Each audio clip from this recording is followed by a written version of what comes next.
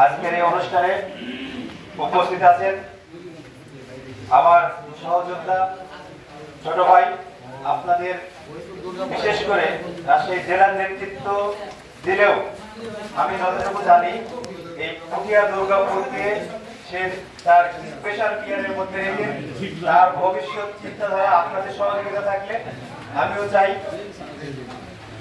ফয়সাল সরকার টিকো আজকের এই অনুষ্ঠানের প্রধান বক্তা, আমার শ্রদ্ধাভাজন চয়ন ভাই সভাপতিত্ব করছেন। সাথে উপস্থিত আছেন আমার জেলা যুব দলের যুগ্ম আহ্বায়ক অরণ্য কুসুম, আমার ছোট ভাই রিজভি, সদস্যবৃন্দ সহ আজকের এই অনুষ্ঠানে উপস্থিত দুর্গাপুর উপজেলা এবং পৌরসভার নেতৃবৃন্দ। রাজশাহী জেলা যুব দলের পক্ষ থেকে আজকে বৃষ্টিস্নাত দিনে আপনাদেরকে জানাই শুভেচ্ছা। আমাদের মাঝে সৌভাগ্যক্রমে উপস্থিত হয়েছেন আমাদের কয়েকজন বিশেষ ব্যক্তিত্ব যারা আমাদের দুঃসময় সহযোগিতা করেছেন, মিডিয়া পার্সন, আমি তাদেরকেও শুভেচ্ছা জানাই।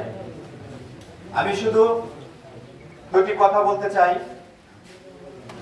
এই দুর্গাপুর বিগত আন্দোলন সংগ্রামে আমাদেরকে বিভিন্নভাবে যখন যাকে যেভাবে আমরা মেসেজ দিয়েছি পাশে পেয়েছি, তারা আমাদেরকে আন্দোলন সংগ্রামে সহযোগিতা করেছেন। সুতরাং আপনাদের যে প্রশ্নগুলো ছিল, আওয়ামী লীগের অনুপ্রবেশ আমাদের দরকার নাই, আমাদের নেতা কর্মী যেগুলো আছে তাদেরকে কেয়ার করে আমাদের সাথে রাখলেই আমাদের চলবে, নতুন মানুষ দরকার নাই। বাংলাদেশের 18 কোটি মানুষের আস্থার প্রতীক দেশনায়ক তারেক রহমানের নেতৃত্বে আমাদের যে আন্দোলন চলছিল, সেই আন্দোলনে ফ্যাসিস্টকে বিদায় দিতে আমরা সক্ষম হয়েছি। এখন আমাদের একটাই লক্ষ্য, একটি গণতান্ত্রিক সরকার প্রতিষ্ঠা। যতই টালবাহানা হোক, বাংলাদেশের নির্বাচন হলে ধানের শীষের বিজয় কেউ ইনশাআল্লাহ থামাতে পারবে না। সুতরাং বিভ্রান্ত হওয়ার কিছু নাই, শুধু আমাদের চরিত্র ঠিক রাখতে হবে। আমাদের প্রতিষ্ঠাতা, বাংলাদেশ জাতীয়তাবাদী দলের প্রতিষ্ঠাতা শহীদ প্রেসিডেন্ট জিয়াউর রহমানের আদর্শ, এই আদর্শকে আমাদের বুকে ধারণ করতে হবে। দেশ নেত্রীর যে আপসীনতা, যে নেতৃত্ব, তাকে আমাদের ফলো করতে হবে।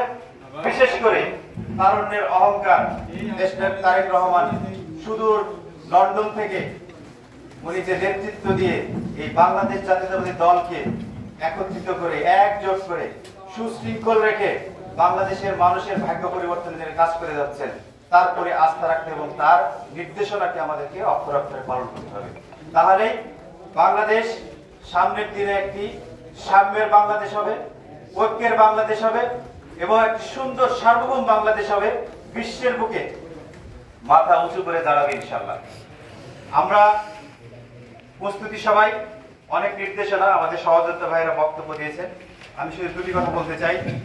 একটি হলো, আজকের এই প্রোগ্রামে দেখেছি অনেকে ধৈর্যহারা আছে। ধৈর্যহারা ব্যক্তিদেরকে নিয়ে আমরা বগুড়ায় যাব না।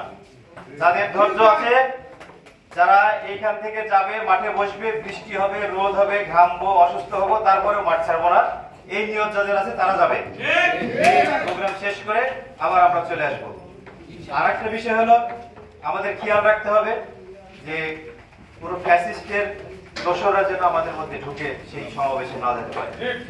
এখানে অবশ্যই এটাকে আমার যুব দলের পৌর এবং উপজেলা যারা নেতৃবৃন্দ আছেন, আপনারা এটা খেয়াল রাখবেন।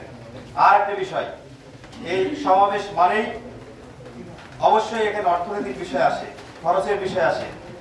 আমাদের স্পষ্ট নির্দেশনা আছে, এই সমাবেশকে কেন্দ্র করে শুধু না, কোনোভাবেই আমার যুব দলের নেতা কর্মীরা যেন কোনো ব্যবসায়ীর কাছে, কোনো ইট ভাটা মালিকের কাছে, কোনো বড় ডিলারের কাছে আমরা সমাবেশ আছে ভাই 2 টাকা দেন, এই কথা যেন আমি শুনতে না পাই। আমরা এক কথাতে কোনো চাঁদাবাজি চলবে না। চাঁদাবাজ করেছে ফ্যাসিস্টের প্রেতাত্মারা, ফ্যাসিস্টের সংগঠন, যুবলীগ, ছাত্রলীগ। আমাদের এই আদর্শ আমাদের নেতাদের নাই। আমরা এটাকে সকলেই মন থেকে ঘৃণা করি। আর যদি কেউ বিভ্রান্ত হয়ে এই হীন কাজে লিপ্ত হন, তাহলে কিন্তু আমরা কঠোর ব্যবস্থা নেব। আমরা এখানে নির্দেশনা হলো বিএনপি নেতাদের সাথে আমরা আলোচনা করব, তারা আমাদেরকে সহযোগিতা করবে, আমরা সহযোগিতা করব। ভাই, আজকে যদি ফ্যাসিস্ট বিদায় না হতো, তাহলে আমাদের কিন্তু মামলা হামলা পালিয়ে থাকতে অনেক খরচ হতো। আরো এখান থেকে রাজশাহী যেতে, হাজিরা যেতে খরচ হয় না?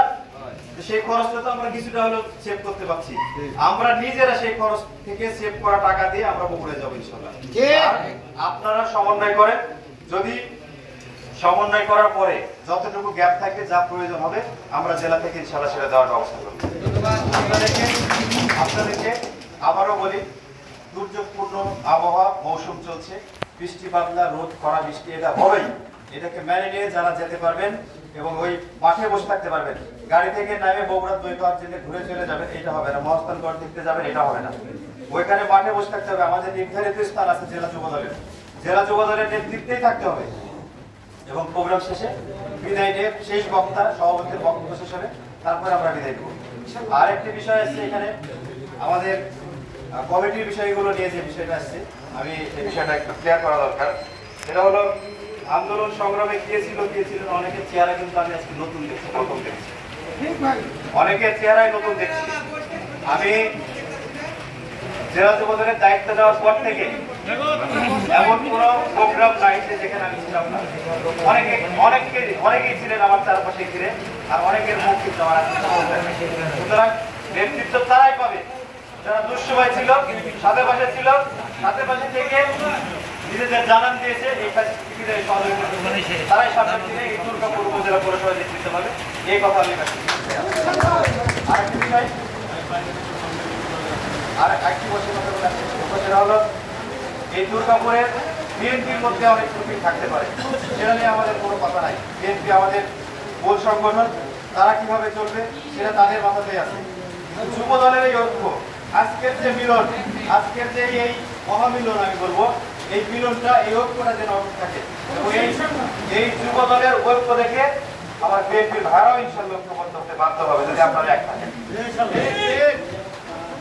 আর তারুণ্যের অধিকার প্রতিষ্ঠা, এইখানে এই সমাবেশকে আমাদেরকে অবশ্যই সফল করতে হবে। এই কারণে দেশে তারেক রহমান আমরা